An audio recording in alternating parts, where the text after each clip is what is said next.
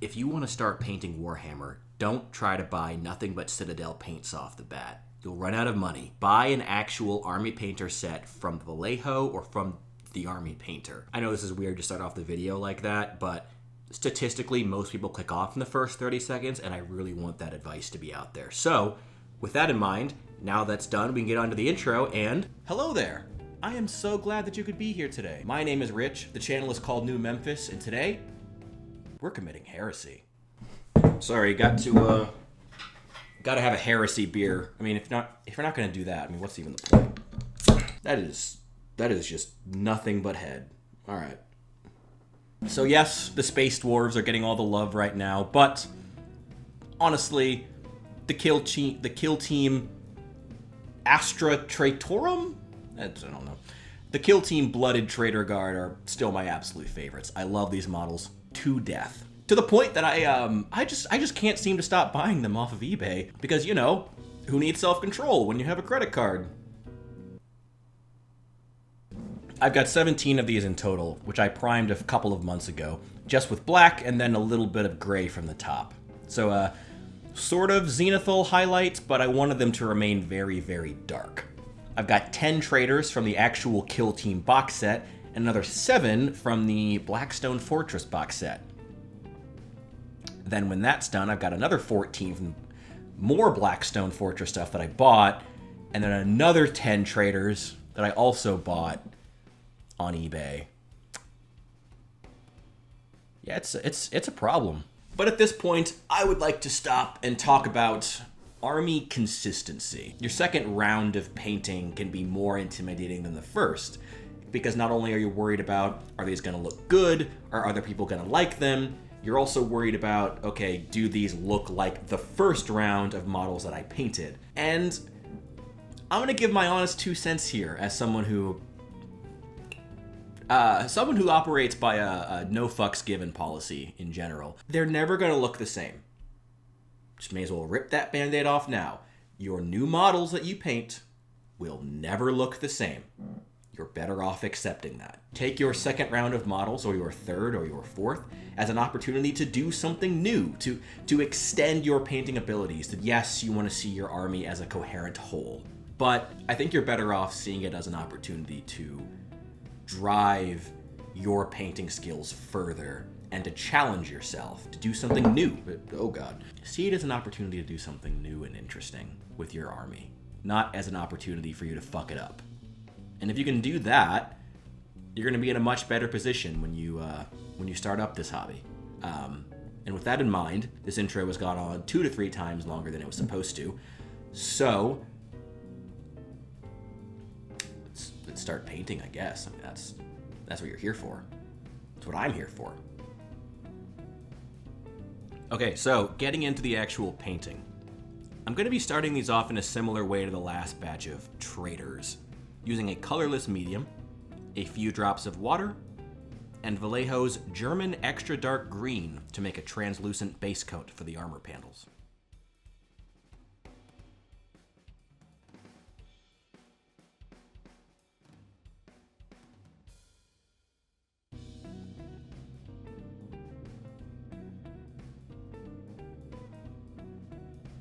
Next up, I basically did the same thing with white for the skin, and used cork brown for the bandages, wraps, and belts. Admittedly, they ended up sitting on the shelf for another few months because, you know, depression happens to all of us.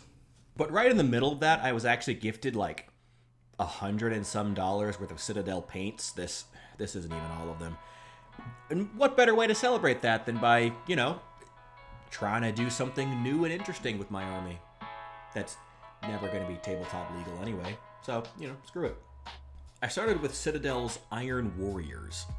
I originally was going to use it just for the chains, but I ended up using it on basically every metal surface because I just loved how it looked.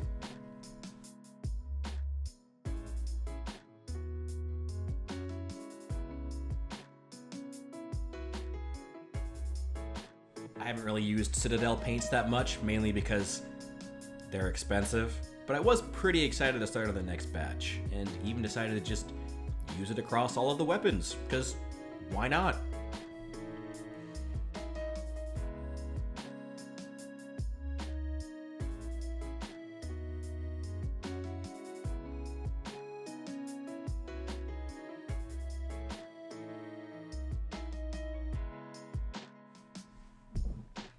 I did leave the barrels unpainted. I wasn't sure what I wanted to do with them at first, however, I knew I wanted to add more color.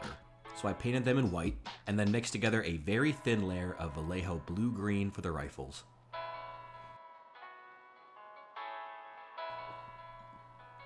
I did something similar with clear orange and lemon yellow for the flamethrowers and the pistols.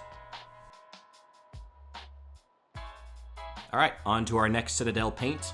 I broke out Screamer Pink and Nurgling Green for the capes and fabrics.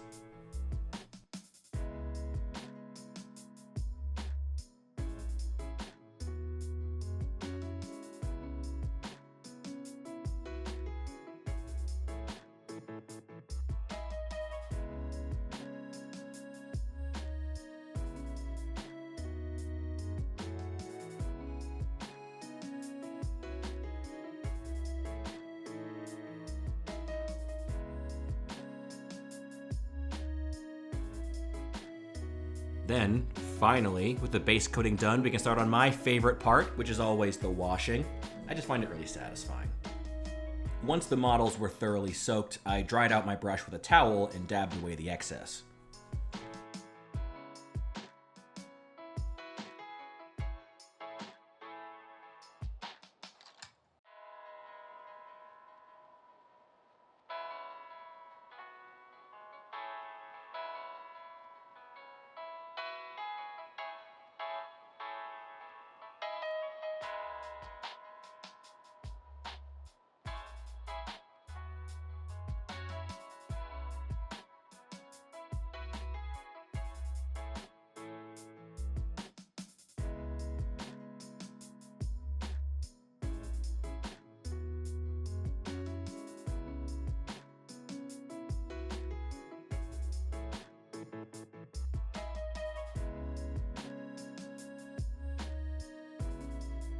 Be aware that washing should always be the last task you do for the night, because the models will need several hours to dry.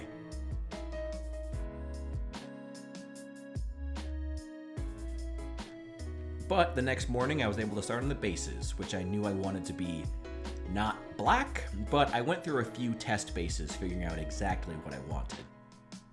Here's the recipe I was able to throw together to make some very easy, very basic wintry bases. I mixed together 1 dab of Elmer's glue and 1 equal dab of super glue, then spread it over the bases with a paper clip, being very, very careful of the feet. You'll know you got the proportions right if it dries almost instantly.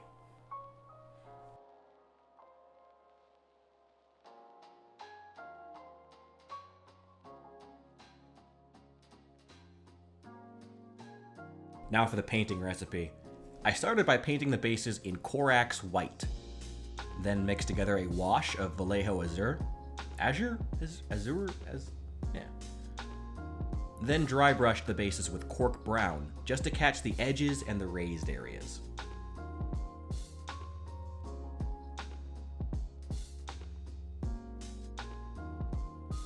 I painted a few areas in gray to look like rocks. Finally, I gave both the bases and the models themselves a dry brush of white.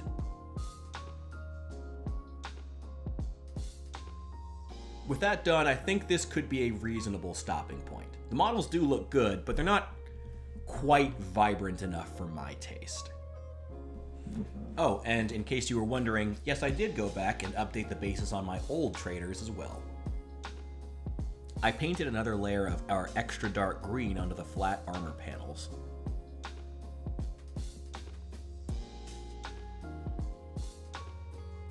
And highlighted the cloth with its original color. However, when all of that was done, I was left wanting something really unique, something to really justify painting these models in a completely different scheme. Here's what I came up with. And I started out by mixing up just a wash of Vallejo White and applying it to the rifles, flamethrowers, and pistols, making sure to once again dab away any excess and blow out the bubbles. Then I mixed together a second wash with Vallejo Dark Prussian Blue, which some of you may recognize if you remember my Gabos video from last week. All the washes I've ever used here are just matte medium, a paint of choice, and then cut with enough water to allow it to pool in the recesses, making it really phobic to flat surfaces.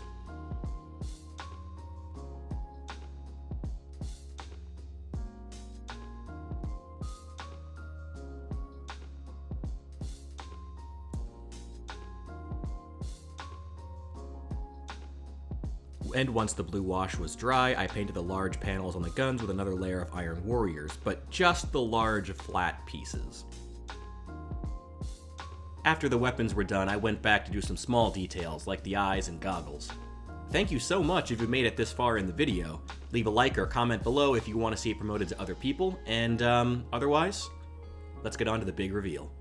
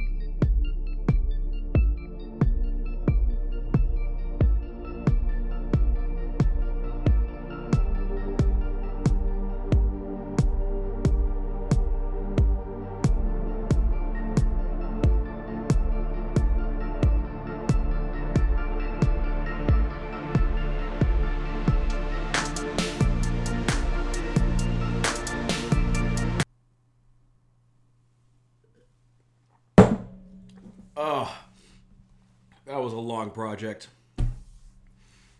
Thank you for going through it with me. Honestly, this was a project that stopped and started a bunch of times, so I'm actually really happy to be sort of closing the book on it, you know? Not much else to say, except just thank you for making it this far, and I'll see you guys in the next one.